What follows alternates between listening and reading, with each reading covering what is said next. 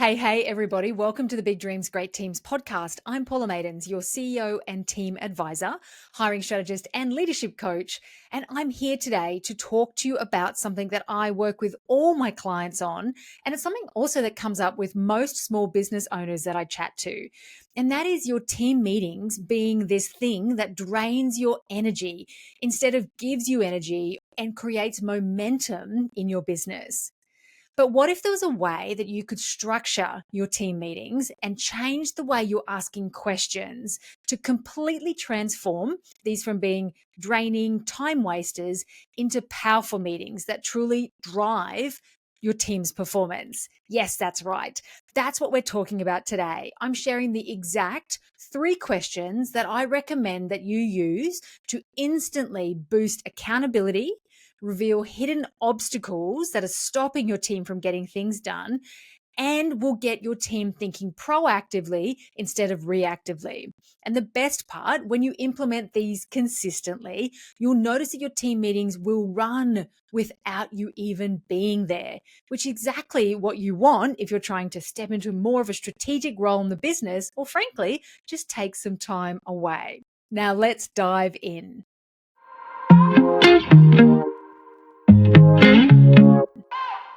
Let's start by thinking about your regular team meetings. What's your gut reaction when you see them on your calendar? Let's say you open your laptop or you know in your mind that you've got a 9 a.m. booked.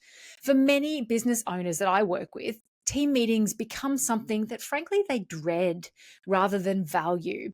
And it's completely understandable why these feel so frustrating because they can drag on without concrete, clear outcomes. They can feel like they're this thing that you prepare for and you have to, be the cheerleader or bring all the energy.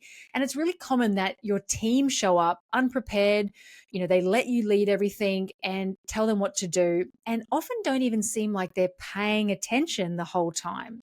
Who has team members who seem like they're multitasking in your team meetings?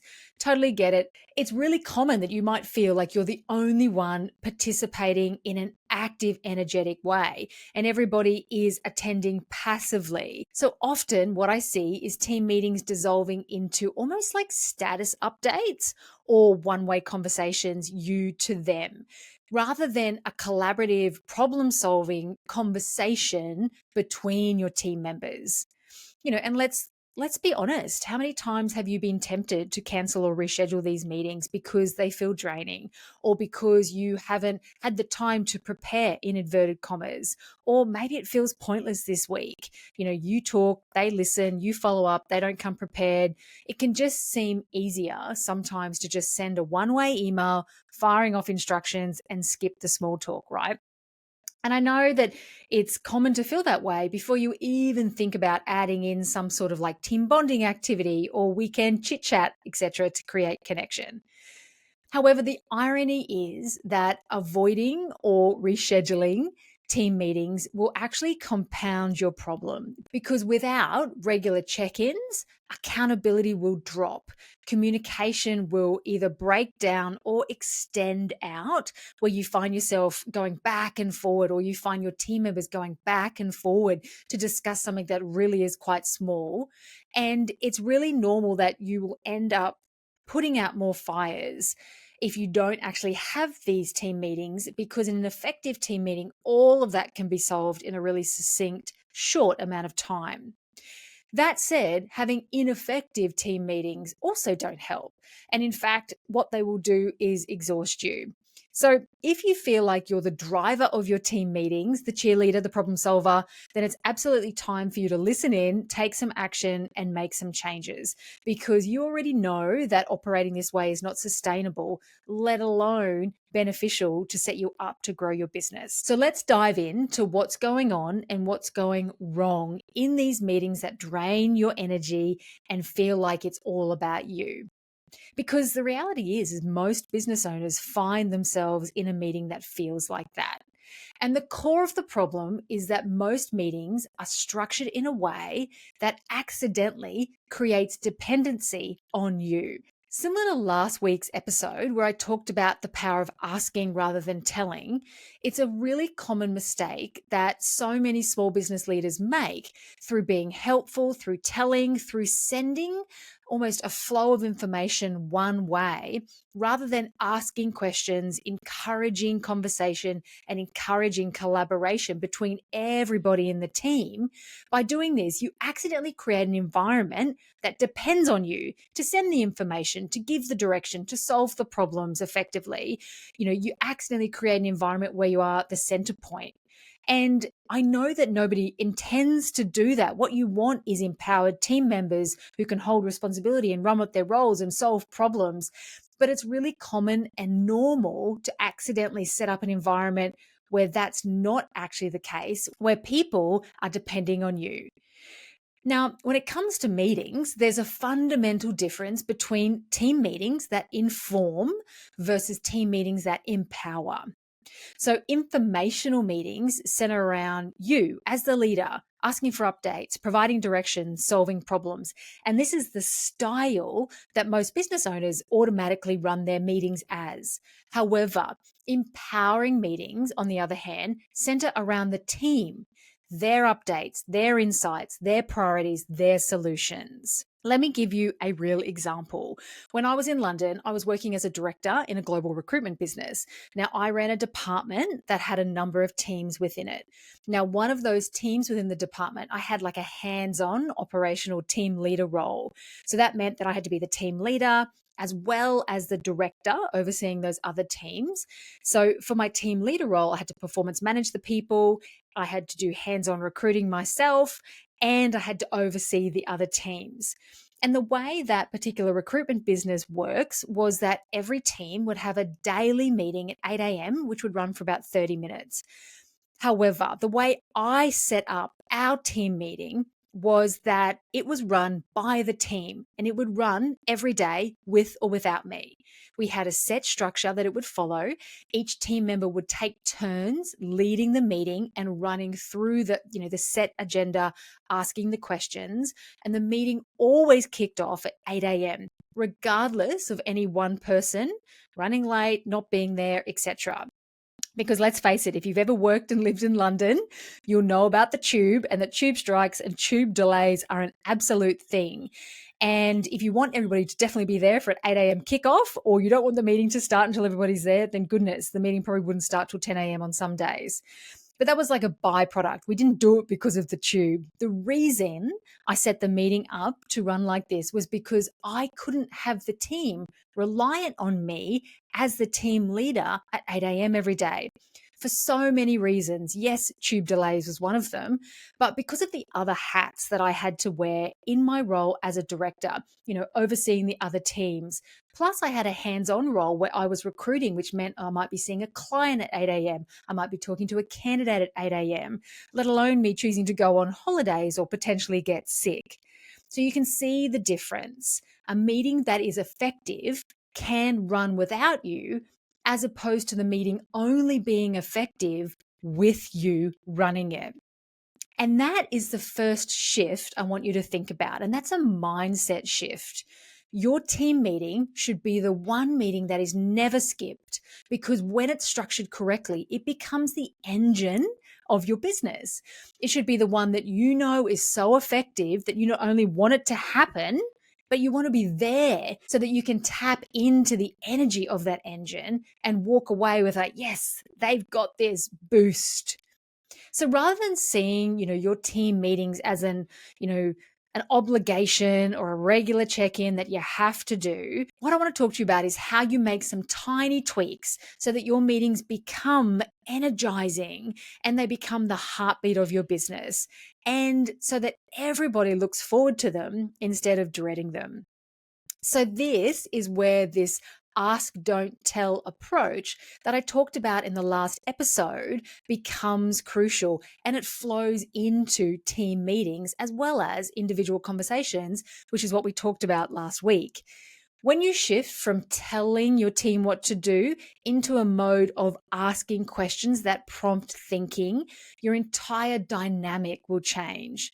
because the right questions will create a culture of accountability and ownership. And over time, it will set an expectation that these meetings can and should run without you, which is exactly what you want to allow you the space and the time to work on your business as opposed to in it. So, what are these magical questions that will transform your team meetings?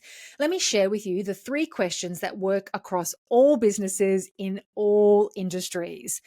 And the first question is asking each person on the team to share what's your biggest win since we last met and what enabled that success. So, share your biggest win and what allowed that to happen. Now, kicking off your meeting with this question will create immediate momentum and positive energy, which is absolutely what we want. Because instead of diving into problems or things that went wrong, etc., which you know yourself are energy downers, by talking about a win, you're creating space to celebrate and to lift the energy up. And it's about more than just feeling good, although that's definitely a positive. It's also about revealing to everybody and everybody hearing what's working well in the business at the moment, not just focusing on what's broken. So when somebody shares their win and they explain what enabled that success, they're actually highlighting this is what works, this is an effective process, and therefore they're sharing that energy and that information with the team. And there's also a bit of accountability that subtly slips in here. When people know that they're going to be asked to share a win at the beginning of the meeting, then of course they're going to become prepared, because nobody wants to be the person who is fumbling around with the ums and the ahs and doesn't have anything to say. Over time, you'll notice a shift from people, reporting to you or just talking to you, to more sharing more openly with each other.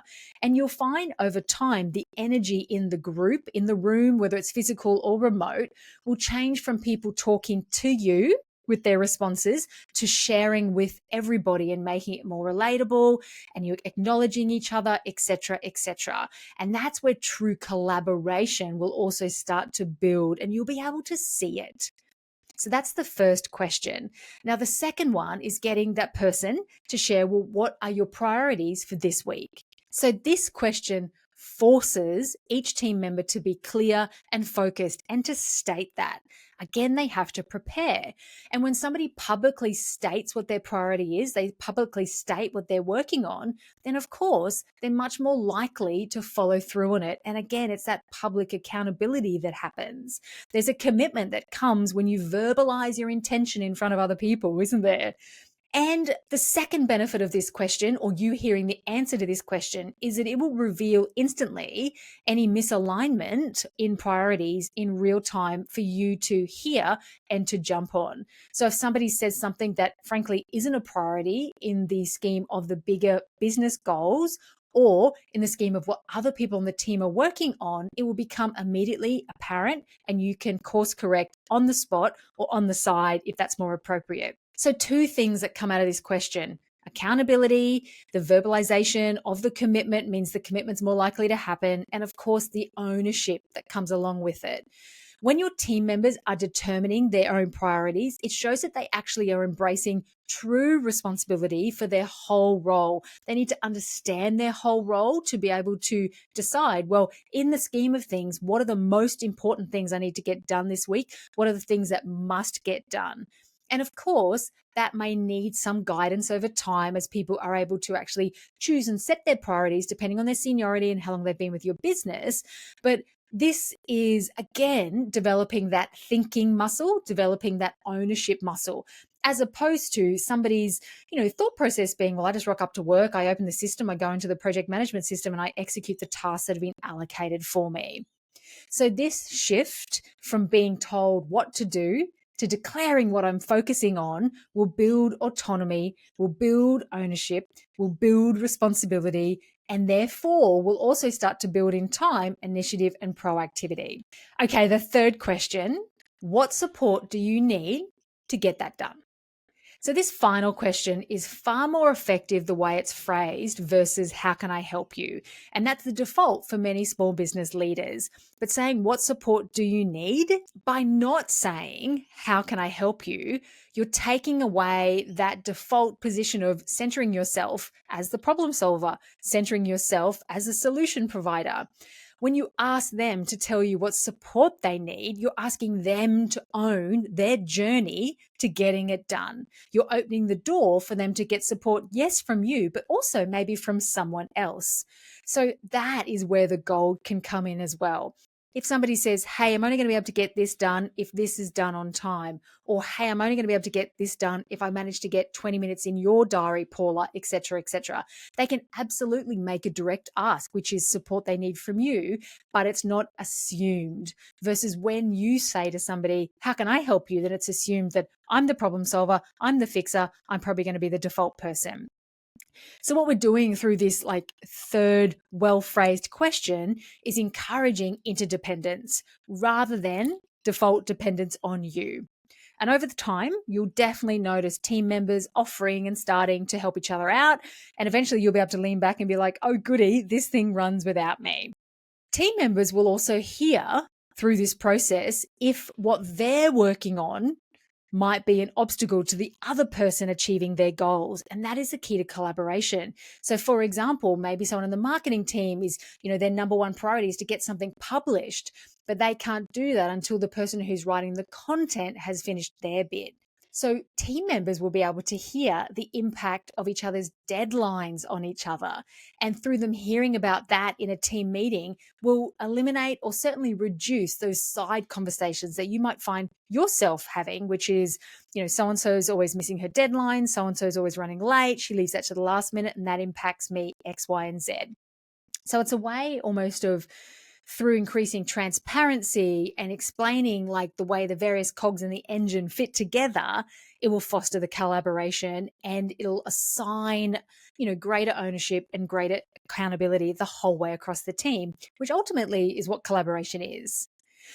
And so finally, with this question, there's also a strategic element that comes in for you because you'll be hearing the support that the team needs, and you'll probably start to see patterns of what people need or what people normally need or what the whole team needs.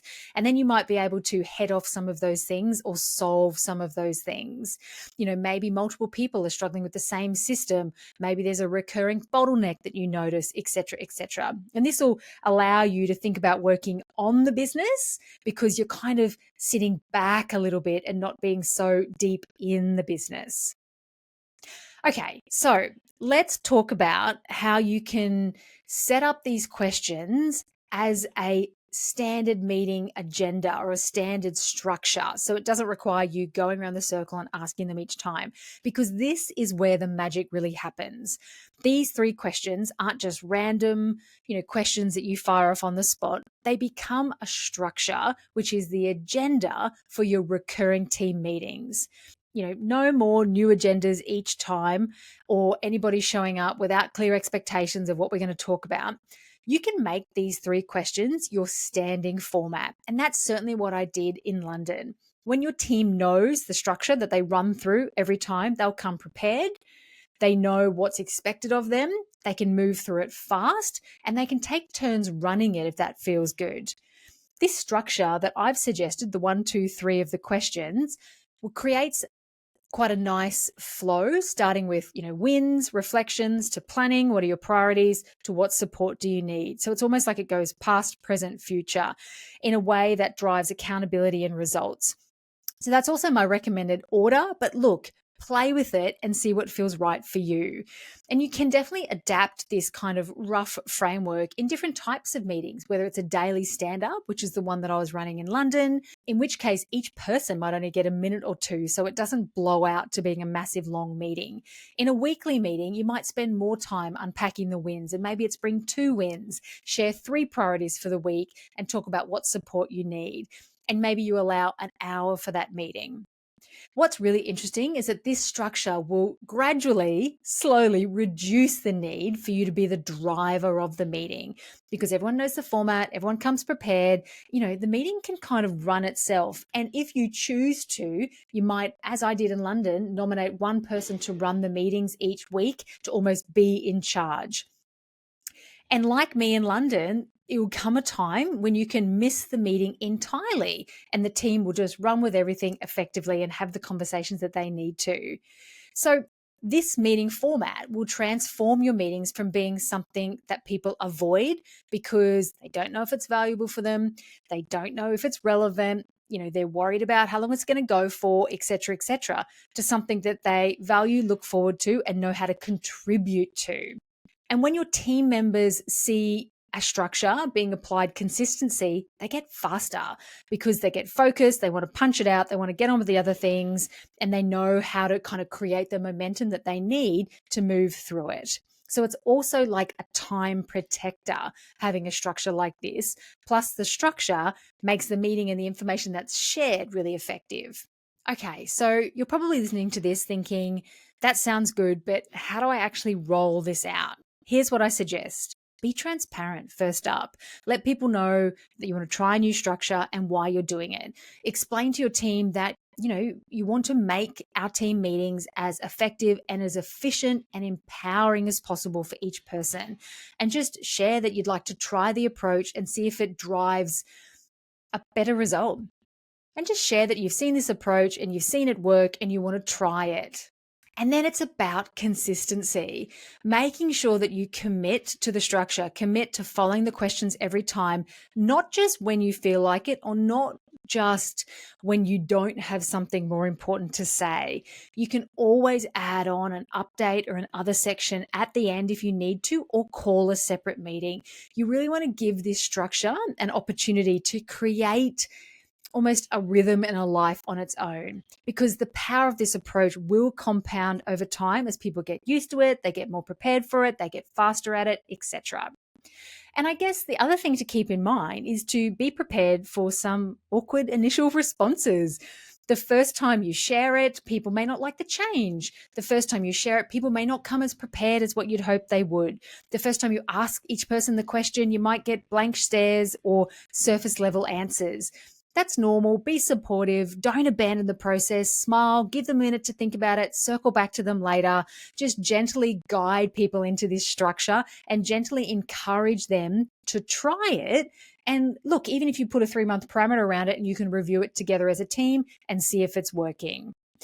The thing that most people find most uncomfortable when they're trying something new is the change, the transition period. However, being silent encourages thinking. And in fact, sometimes it forces thinking, particularly in the people who prefer not to do the thinking and prefer to be told.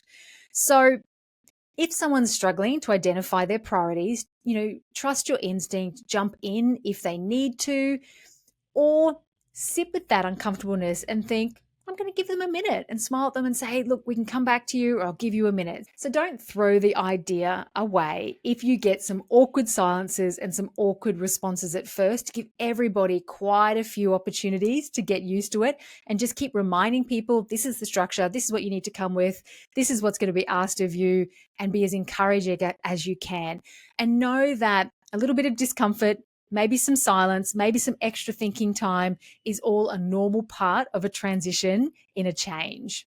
When you try this, I was going to say if you try this, but instead I'm going to say when you try this and you've been doing it quite a few times and you're sticking with the structure, you will start to see a shift. And you're going to know that a shift is happening when team members start addressing each other rather than directly answering you. When people are coming prepared with their wins, with their priorities, with their support prepped and ready to go, you'll notice the energy in the room changing and everybody turning into participants and contributor, and less like multitasking, wondering if somebody's paying attention. You'll also notice if it's changing when team members start offering each other support, and when you find yourself speaking less and listening more. You'll notice this glorious change when you start to be able to lean back in your chair rather than leaning forward with your energy. And when you see any of these signs, you'll know that it's working. So stick with it. And you'll also know that you're probably feeling a little bit less drained and hopefully a little bit more energized. And that's when the shift will start to happen for you in looking at these meetings in your diary. And that's when you'll stop dreading them and start looking forward to them a little bit more. And I'm looking forward to that for you. So, what we're talking about here, yes, it's better meetings, but also it's encouraging better thinking amongst your team. And we talked last week in the podcast episode about really supporting your team to develop their thinking muscle. So this is, a continuation on that thought process. These 3 questions will transform the way your team approaches their work, even outside the meeting room, because you're encouraging them to think, you're asking them to think, you're supporting them to think and get it wrong in some cases as well. And that may not be the way people in your team have operated before. So that might take a little bit of time, and it's a new thing, but it's an exciting thing to be developing. And when people reflect on this, they'll become more attuned to what's working, what's broken, and you'll be able to better brainstorm and get ideas out of everybody, etc., etc. And when people are able to identify for themselves what might stop me from achieving this goal, then they'll be better able to head off those obstacles and more likely, frankly, to meet all the deadlines that you set for them, rather than being surprised in the moment when they couldn't get the thing done that they decided or realized that they needed to do on the day because you've assigned the task to them. So this connects into your role as a leader and really developing your ability to develop others. And yes, you're running more effective meetings, but also you're developing effective thinkers and more effective team members. And that is the people who really take ownership of their roles. And this structure and developing this in your people will develop this as part of your culture. And I know everybody wants a culture of people taking ownership and responsibility and being proactive, etc. And it's making these little structural changes to the way you do things that actually will create the culture. I heard a wonderful saying, I think it's from, gosh, I don't know who to quote here, but I think it's from the guy who started Netflix. And it was like, culture isn't a statement, culture is an observation. So that's exactly what we're talking about here. Setting up a structure where you are requiring your team to think will create a culture of thinking over time. So ultimately, you're looking to set your meetings up so they're effective whether you're there or not. And this isn't about passing over your leadership role. It's about elevating everybody in their own roles as part of the engine that can run, whether you're in the business or stepping away from the business for a day or for a week. Okay, so where to from here? The challenge that I'm putting to you is that I want you to think about implementing this in your business. Reflect on your current meetings and think, can I introduce these questions? When would they be appropriate? What stops me from thinking that I can't implement them? And hone in on that. That is your work. Maybe you've tried to do something like this in the past and you've been disappointed. Maybe, you immediately think of one person who won't participate or respond well, etc. That is your work. Because here's the thing that you already know. Your meetings aren't going to suddenly become effective and fix themselves. It needs to be driven by you. And if there's something keeping you stuck from being able to try something new, to implement a change, that is what you need to hone in on. And of course, if you want a hand, I'm absolutely here to help. We can work not only on your meetings, but also your entire leadership approach to create a self-sufficient team and a business that gives you energy rather than drains it from you. So the way I work with lots of businesses is I have about 10 clients at any one time that I work with privately.